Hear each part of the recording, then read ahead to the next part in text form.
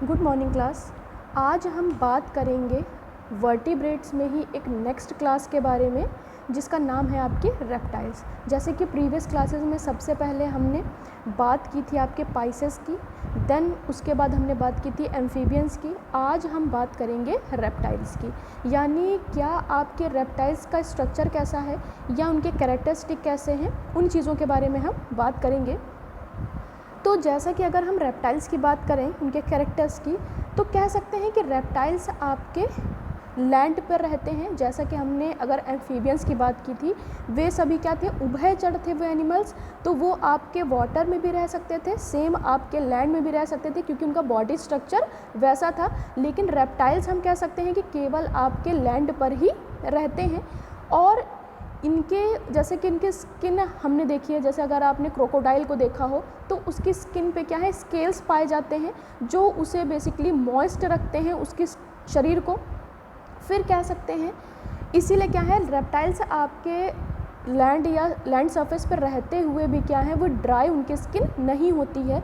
और कह सकते हैं कि आपके जो भी रेप्टाइल्स हैं उनका हैबिटेट डिफरेंट होते हैं, यानी पर्टिकुलर हर एक ऑर्गेनिज्म का हैबिटेट अलग होता है। जैसे एम्फीबियंस की बात की थी कि वे सभी मॉइस्ट जगह पे पाए जाते हैं या जहाँ पर आपके पानी होता है वहीं पर वे पाए जाते हैं। लेकिन रेप्टाइल्स में आने वाले प्रत्येक ऑर्गेनिज्म, चाहे हम क्रोकोडाइल की बात करें या हम स्नेक की बात करें, सबके क्या है हैबिटेट आपके उनके अकॉर्डिंग अलग अलग होते हैं।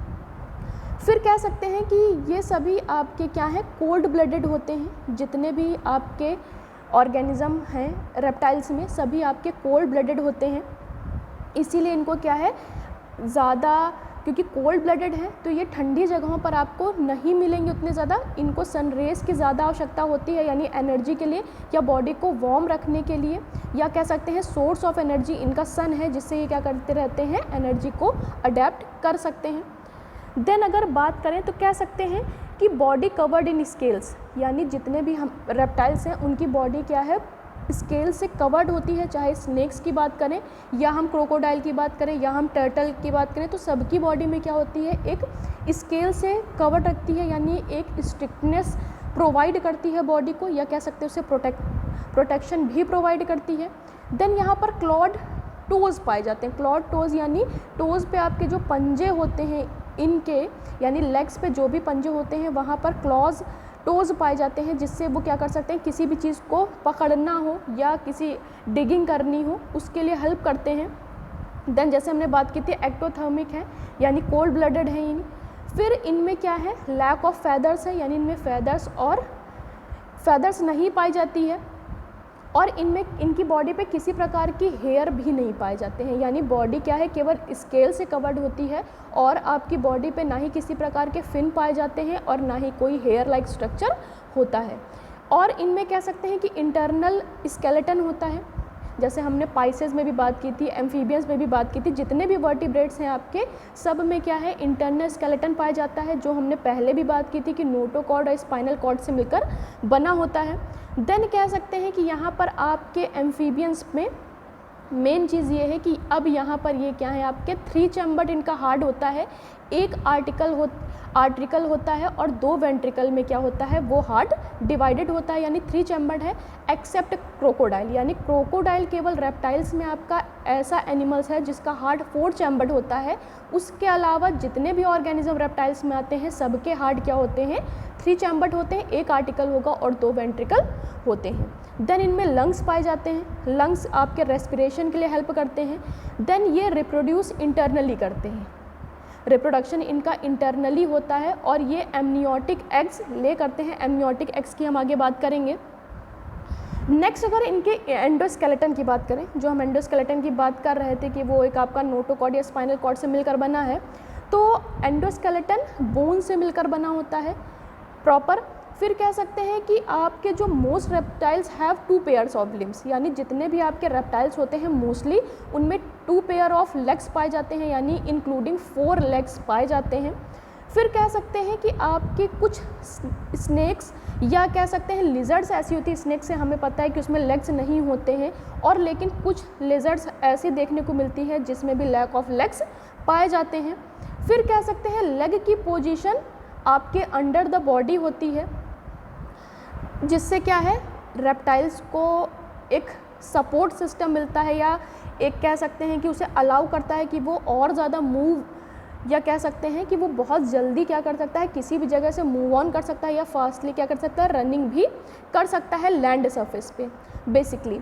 फिर कह सकते हैं कि reptiles have toes with clause, यानी जैसे हमने आगे बात की कि रेप्टाइल्स में जो भी आपके टोज होते हैं उसमें क्लॉज होते हैं, जिससे हमने बात की कि वो क्या कर सकते हैं, क्लाइंबिंग कर सकते हैं, डिगिंग कर सकते हैं, उसके लिए बेसिकली हेल्प करते हैं।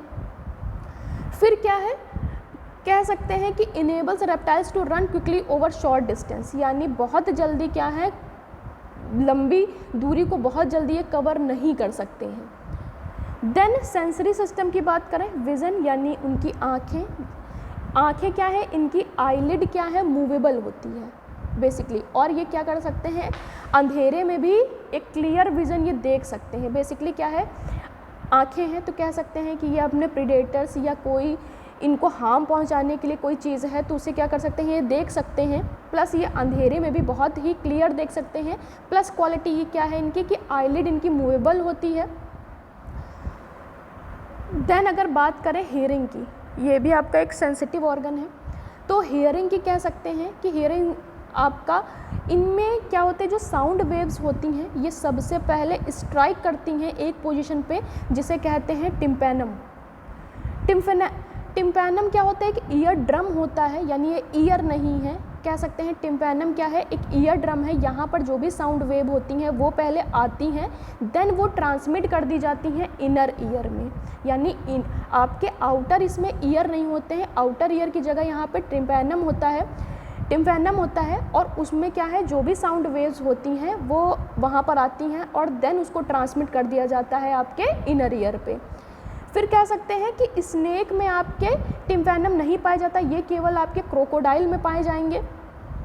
फिर कह सकते हैं कि आपके जो भी रेप्टाइल्स होते हैं वो जो ग्राउंड के वाइब्रेशंस होते हैं उनको भी अडेप्ट कर सकते हैं through the bones of their jaw, यानी जो ग्राउंड के वेव्स होते हैं, साउंड वेव्स होते हैं, वो भी उन्हें क्या कर सकते हैं, महसूस कर सकते हैं, या तो वो कर सकते हैं बोन्स के द्वारा क्या है, वो साउंड वेव्स ट्रांसमिट कर दिए जाते हैं आपके जॉज तक, और वो भी उनको वाइब्रेशन पता चलते रहते हैं। नेक्स्ट सेंसरी ऑर्गन आपका जैकबसन्स है, यानी जैसे टिम्पैनम आपके क्रोकोडाइल में पाया जा रहा था वैसे ही जैकबसन्स क्या है आपके स्नेक्स में पाए जाते हैं, ये आपके क्रोकोडाइल में नहीं पाया जाता है। तो ये भी क्या करता है कि किस तरह से जो भी साउंड वेव्स हैं उनको कैसे सेंस करना है उसके लिए हेल्प करता है बेसिकली। और कह सकते हैं कि इसमें reptiles sticks their tongues out to collect small particles from the air, यानी हमने देखा है कि जो स्नेक्स होते हैं उनकी टंग क्या होती है, बार बार वो बाहर निकालते हैं या अंदर करते हैं, तो बेसिकली वो क्या करते हैं कि जो आपके एनवायरनमेंट में एयर है उसमें स्मॉल पार्टिकल है उनको लेते हैं और उनके द्वारा क्या करते हैं कि उसमें से जो भी वाइब्रेशन है या जो भी चीज़ें हैं टेस्ट करते रहते हैं। फिर कह सकते हैं कि the small particles come in contact with the Jacobson's organ, यानी ये क्या करता है कि उसको सेंस करने का काम करता है बेसिकली। सेंसिटिव टू ऑर्डर्स, यानी जो भी किस प्रकार का टेस्ट है, यानी उन पार्टिकल के द्वारा एनवायरनमेंट का किस प्रकार से टेस्ट है उन चीज़ को महसूस करने का काम करता है। Use to test the environment, जैसे हमें पता है कि इसमें आपके स्नेक क्या है, किसी भी तरह की ये हियरिंग क्वालिटी इनमें नहीं होती है, तो ये बेसिकली क्या करते हैं जैकबसन्स ऑर्गन के द्वारा क्या है एनवायरनमेंट का जो ऑर्डर होता है या वो जो टेस्ट होता है उसको महसूस कर सकते हैं इसके द्वारा। फिर सेंसरी सिस्टम अगर बात करें तो ये भी आपके क्या है, स्नेक्स एबल होते हैं किसी भी हीट को डिटेक्ट करने में, यानी आपके जो भी हीट है आउटसाइड ऑफ द बॉडी उस चीज़ को डिटेक्ट करने में भी ये आपके हेल्प करते हैं। और कह सकते हैं use heat sensitive pits below each eye, तो किस प्रकार से ये जो वार्म चीज़ें होती हैं उनको सेंस कर सकते हैं, इनकी जो आई होती है उनके नीचे कह सकते हैं कि आपके पिट्स पाए जाते हैं, सेंसिटिव पिट्स, जिसके द्वारा क्या है जो भी वार्म चीज़ें होती हैं उनको ये क्या कर सकते हैं, सेंस कर सकते हैं। प्लस क्या है किस प्रकार से जो भी प्रे है उनसे कितनी डिस्टेंस में है उसका भी ये पता लगा सकते हैं उन सेंसिटिव पिट्स के द्वारा। नेक्स्ट अगर बात करें बॉडी टेम्परेचर, तो जैसे हमने बात की कि ये आपके एक्टोथर्मिक हैं, कोल्ड ब्लडेड हैं। देन कह सकते हैं और हमने बात की कि बॉडी टेम्परेचर को ये क्या कर सकते हैं, कंट्रोल कर सकते हैं। अब बात करें अगर रेस्पिरेशन और सर्कुलेशन की, कि किस प्रकार से, तो रेस्पिरेशन के इनमें लंग्स पाए जाते हैं और कह सकते हैं लंग्स इनके बहुत ज़्यादा लार्ज सरफेस को कवर करता है, या कह सकते हैं कि लार्ज पार्ट एक कवर करता है, जिससे क्या है ये ज़्यादा अमाउंट में ऑक्सीजन को इनहेल कर सकते हैं।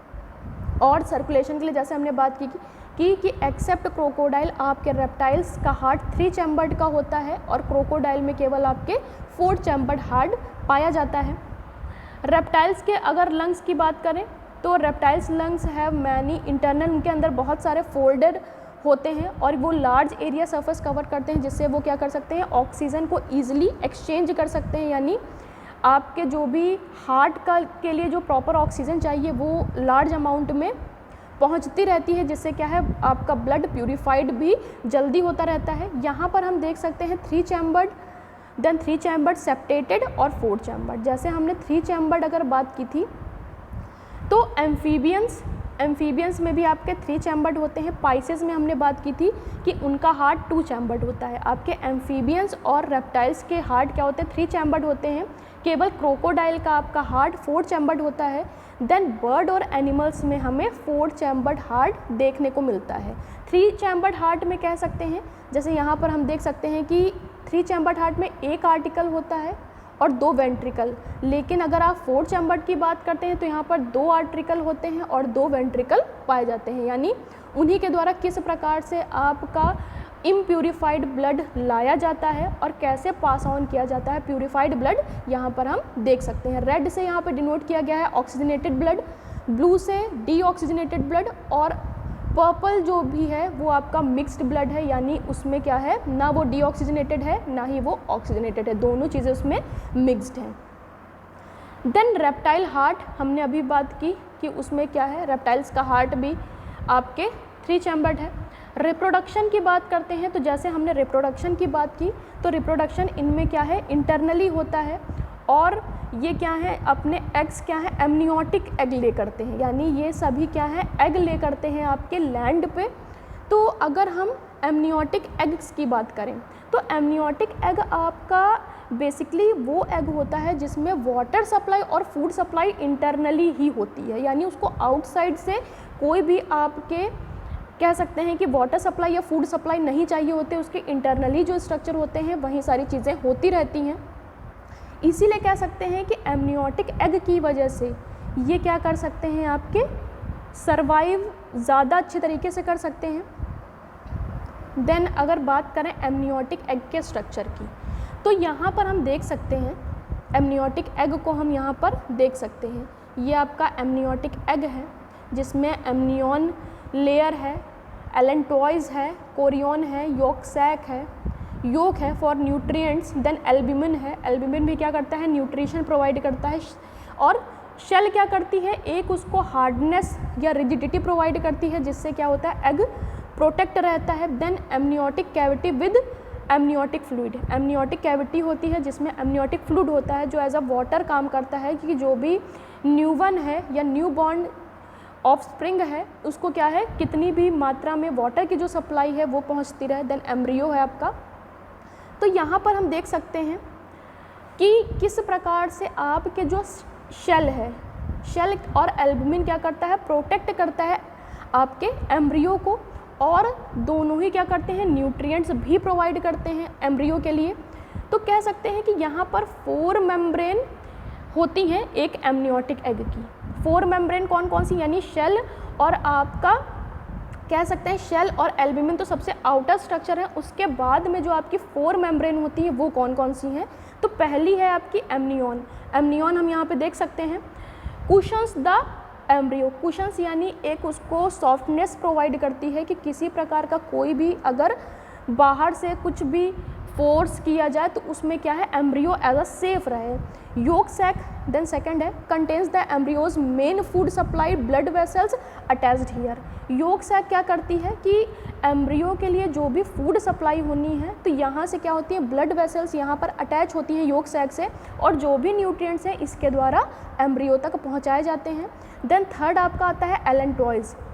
Stores waste is the embryo's organ for gas exchange, यानी एलेंटॉइस क्या करता है, जो एम्ब्रियो के वेस्ट चीज़ें हैं या जो भी गैसियस एक्सचेंज है वो इसके माध्यम से किया जाता है। देन फोर्थ आपका आता है chorion, allows oxygen to enter the egg and carbon dioxide to leave the egg, यानी कोरियन बेसिकली क्या करता है, जैसे हम क्या करते हैं कि अपनी नोज़ के द्वारा इनहेल और एक्सहेल करते हैं, यानी इनहेल करते हैं ऑक्सीजन और एक्सहेल करते हैं कार्बन डाइऑक्साइड, सेम यहाँ पर कोरियन क्या करेगा कि अलाउ करेगा ऑक्सीजन को अंदर आने के लिए और आपका एक्सहेल करेगा कार्बन डाइऑक्साइड को आपके एग के द्वारा। तो कह सकते हैं कि एक मेन जो फीचर है आपके रेप्टाइल्स का वो एमनियोटिक एग भी है, यानी जैसे हमने बात की कि आपके जो भी रेप्टाइल्स हैं ये इनका जो भी रिप्रोडक्शन की प्रोसेस है वो आपकी कह रहे हैं इंटरनली है, तो वो क्या है,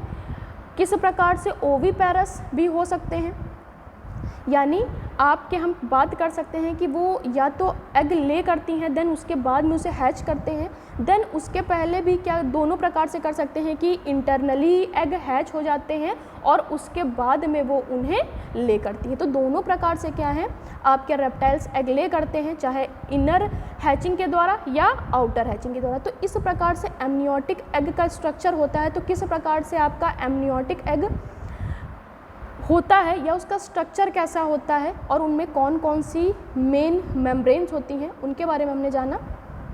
तो आज अगर हमने बात की कि किस प्रकार से आपके जो रेप्टाइल्स हैं वो उनका स्ट्रक्चर कैसा होता है या उनके मेन फीचर्स कौन से हैं, उन चीज़ों के बारे में हमने जाना। Thank you class.